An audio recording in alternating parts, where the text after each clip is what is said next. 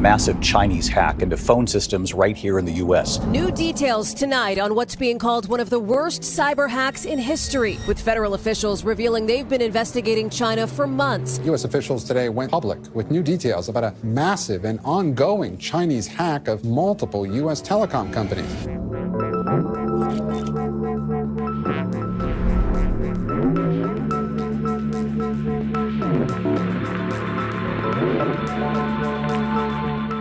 Tommy G was hacked by Ryan Montgomery. What the? What? I'll do it again, watch. What's the email you use to sign up for the most things? Whoa! Yeah, we're not showing that one. Yeah. You could buy an organ online? I mean, essentially, yeah. I got this text message from my friend's wife. It was a website that was on the clear web, and it was talking about people that were, really interested in children in a horrible way. So I started to take things into my own hands. Hackers are these sort of cyber gangsters out there armed not with a Glock, but with a computer. And with just a keyboard, they have the power to do things like take your social security number, crash the websites of major companies, leak state secrets, and spy on you. When hackers engage in cyber warfare, that is, when one nation's hackers attack an enemy government, the damage can be catastrophic. For example, in 2023, it was revealed in a secret White House meeting that Chinese hackers had gained the ability to shut down dozens of US ports, power grids, and other infrastructure targets. With that type of power, hackers might be the single greatest threat to our national security. Today, we sit down with America's top hacker, Ryan Montgomery, a man you may have seen on podcasts like The Sean Ryan Show or Valuetainment. He's ranked #1 on hacker leaderboard TryHackMe, and he uses his skills to ethically hack and help bust international sex trafficking rings. Today, he shows us his powers in action. Let's get right into it.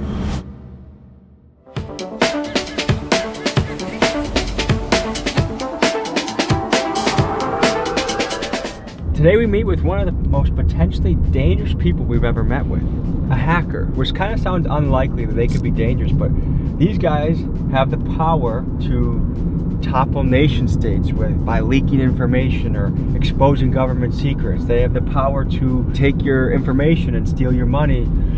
If they want to be diabolical, a hacker is a very powerful person. So anyways, we're pulling up. I have some bad news for you. Yeah? I already got into your mainframe and I have everything. Take it all. How are you? Pretty good. What is a hacker? A hacker, so my explanation of a hacker is somebody that has the ability to think in a way where they're looking at a device or they're looking at an object and they don't look at it for what its capabilities are out of the box or what people may interpret it to do. They're going to try to modify it to do something that it wasn't originally designed to do. I think it's more of a mentality. I think that you are like a YouTube hacker. In my brain, I think that if you found a way that a thumbnail works in a specific case, or a title works, or maybe you switch the title every 3 days and that ramps up your views, that's hacking. You're using a system that's not designed to work that way, and you're abusing the system for your benefit.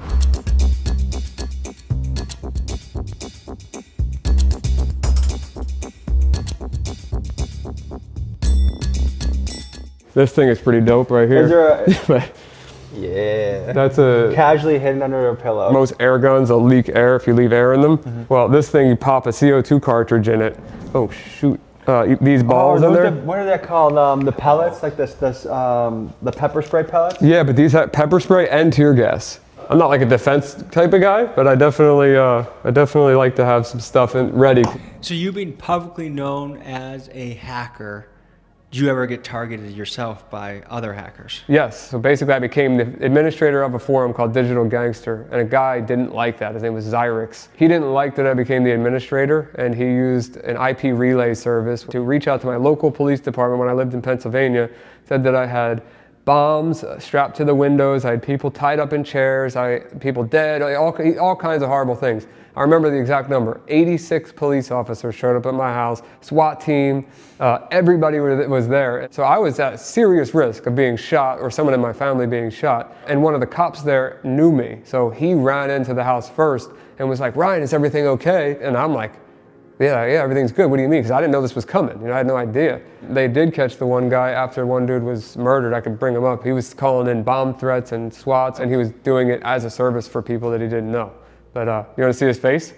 Yeah, serial swatter Tyler Barris sentenced to 20 years for death of Kansas man shot by police. That's a SWAT face if I've ever seen one.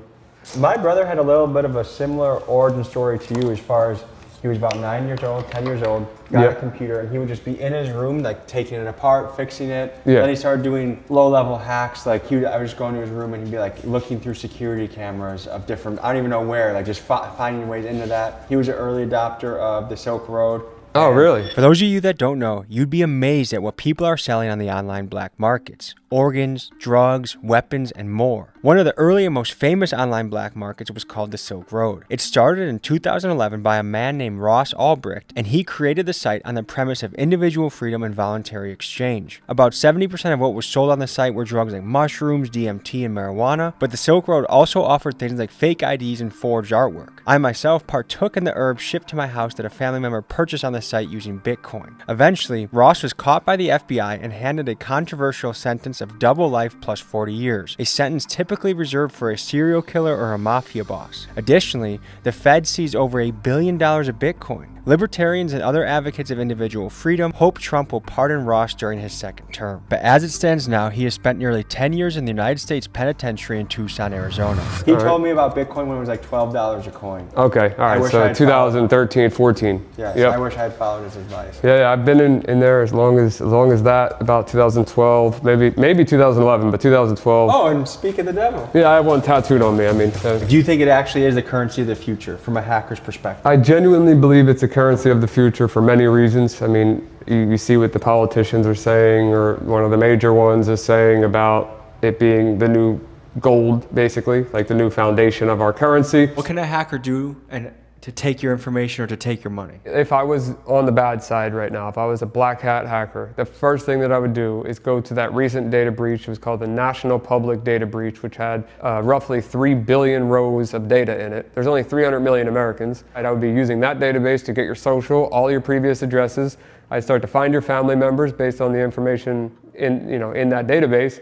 Apply for some credit cards, try to get some products online, maybe use some finance companies online to buy some products, ship them to a virtual address, like a burner address. That's where I would start.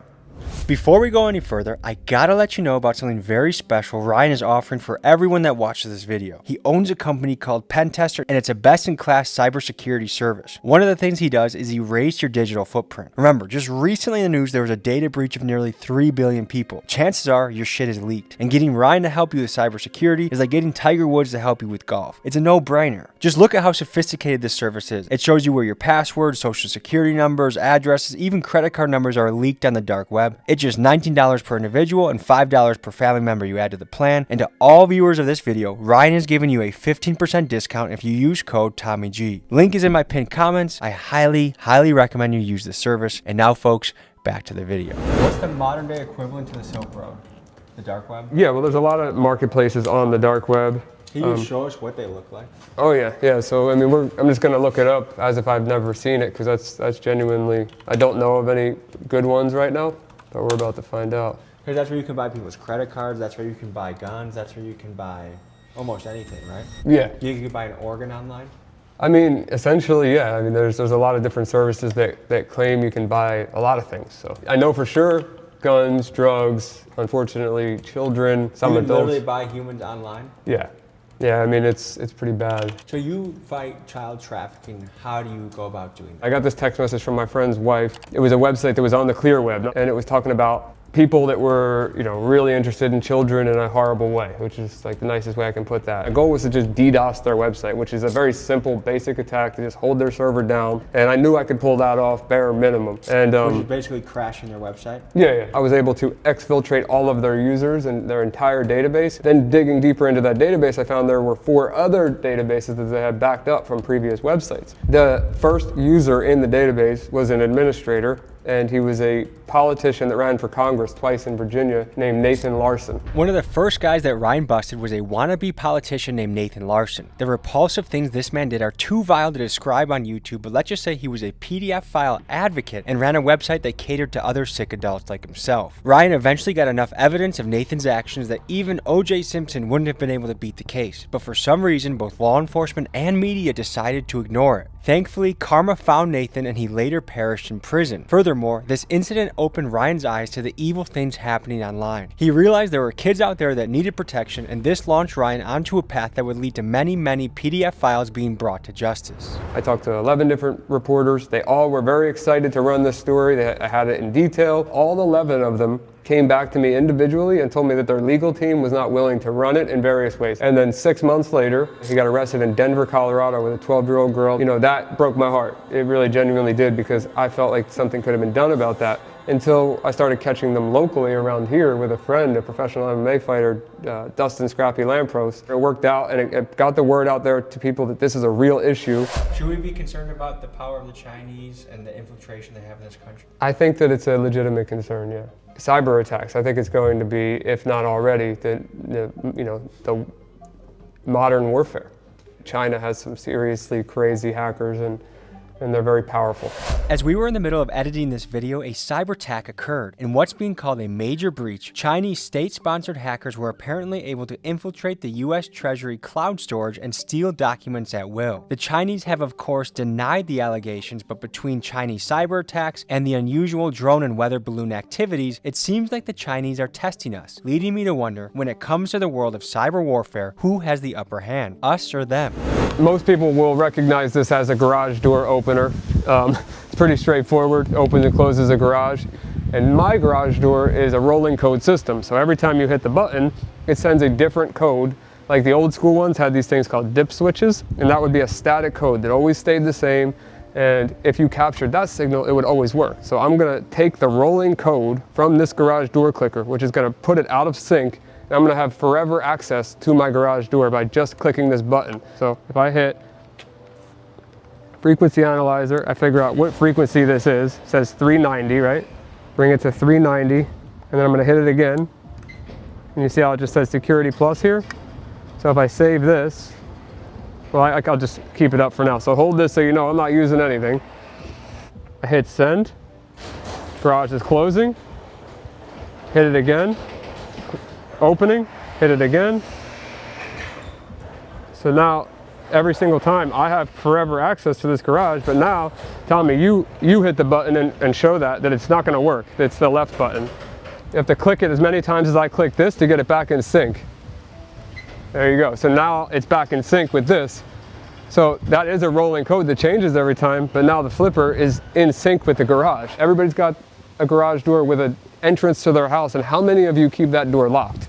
I'm sure not many. To see if his tactics really work, we took him to the Pompano Beach Hood to see him in action at a barbershop off of MLK Drive. Is this your first time hacking in the hood? No, I grew up around the hood, but yeah. I mean, it'd be my first time around a bunch of random people just trying to show them things. I don't know. We'll see.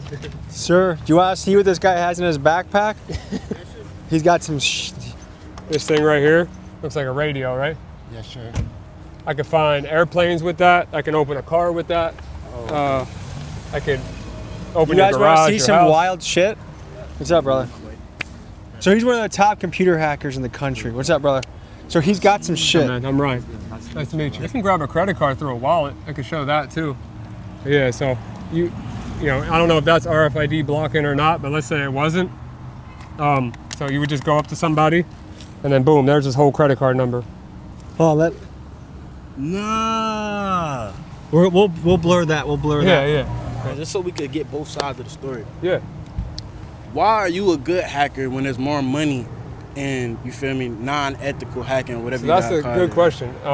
I did both sides. I was on both sides, and I found out that being on the right side, I do make a lot more money. So honestly, so owning a cybersecurity company, doing things like I'm able to hack banks, I'm able to hack governments, I'm able to hack, Walmart, NASA, Amazon, Uber. They're gonna pay way bigger, man. To clarify, what Ryan is referring to is called white hat hacking. These are good hackers that companies can hire to test their cybersecurity so they can expose the openings in their system and make their security tighter. So yes, you can get paid to ethically hack major companies. So what the hell is this? So this is called a Hack RF. These things are wild.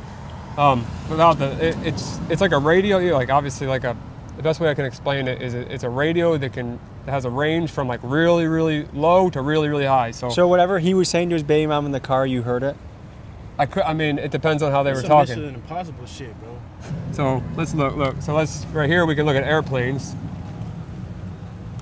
I see one over there. Yeah, I'm pulling a lot more than one.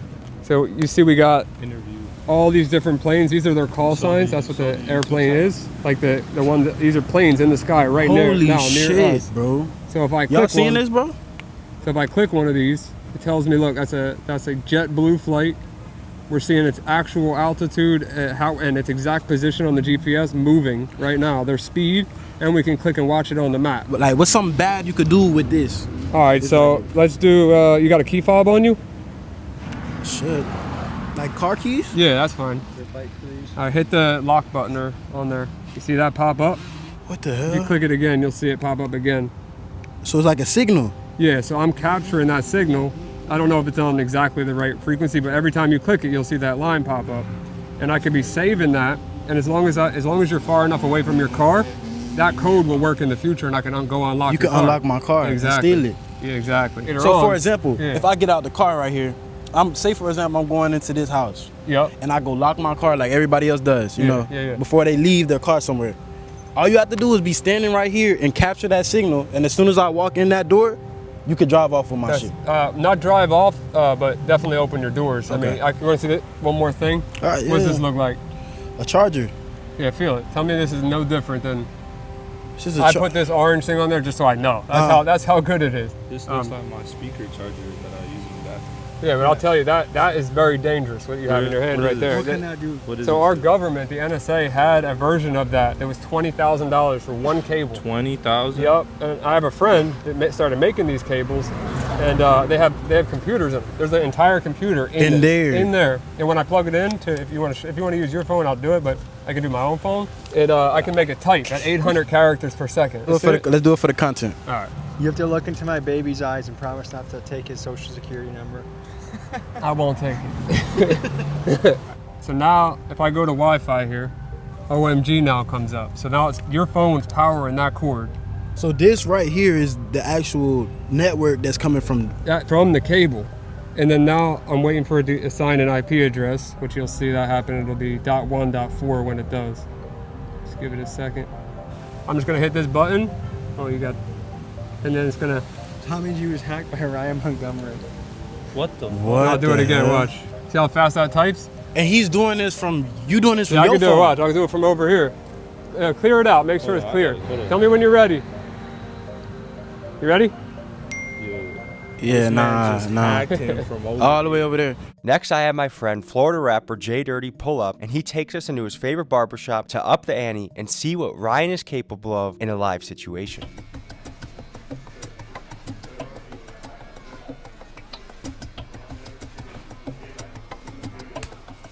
Good to see you. How are you? I'm good. What's happening with you, my boy? Good to see you. Yeah, you know it for sure. This your boy Jay Dirty, but I stay clean sometime. Yeah. So Jay, meet Ryan. What's happening, Ryan? What's up, man? Yeah, we'll do it. Have you ever met a computer hacker before? No, I ain't never met one. This guy can do some crazy shit. Yeah, I seen him on the thing, but he do it for the good, though. I guess you want to show him some gadgets and see what you can do? Yeah. So I mean, I don't know where to start. I don't want to. You got any way you can make that short motherfucker taller? Yeah. Well, you know, we could do something basic first. I mean, we could do the TV. I could do it right out off the mirror. Do it. Yeah. Out the mirror? What you doing out the mirror? I'll turn the TVs up. I'm gonna turn them all the way up. Y'all know that. We had money problem, big dog. Turn it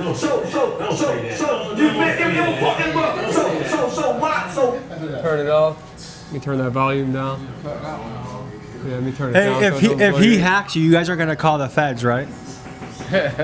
So yeah, this is just controlling them. Let's see if I can turn that air conditioner off. Let's see.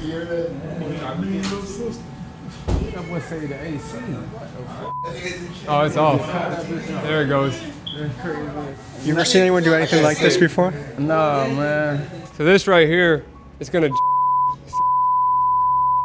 Can it GDs and BDs too? I don't know what that means. So if I turn this on though. Is this Zopon certified, you think?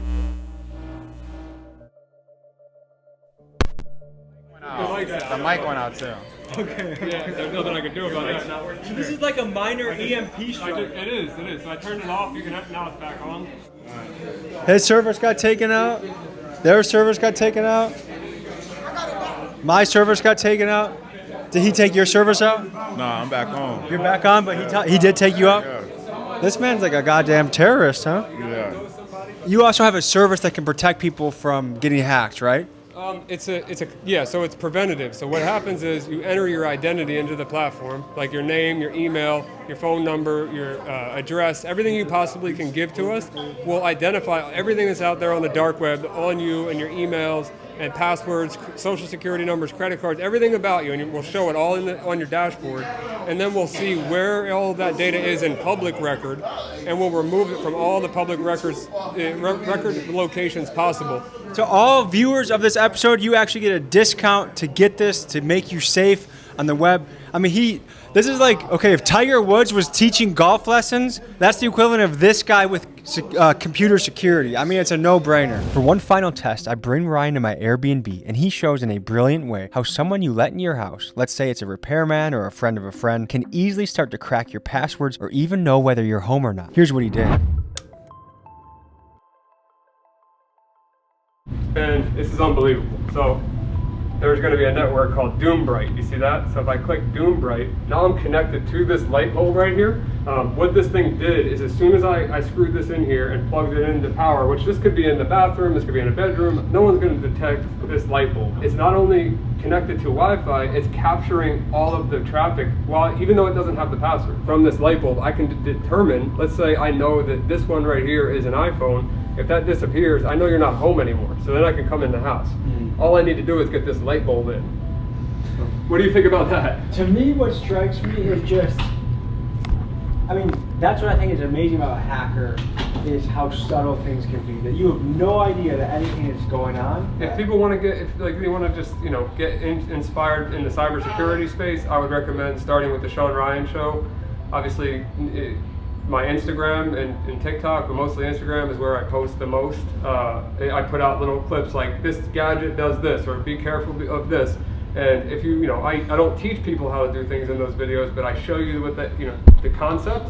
And if you want to learn about it, then you're more than capable of learning on your own. But I just make a point to not teach people how to commit crimes. I just let them know that they exist. All right, folks. So that was an inside look into the world of hacking. Stay safe out there. Do yourself a favor. Click that link in the description and make sure your footprint is scrubbed, whether it's bad actors out there or the government or somewhere in between looking into you. Stay clean. I'll see you guys next week. Peace.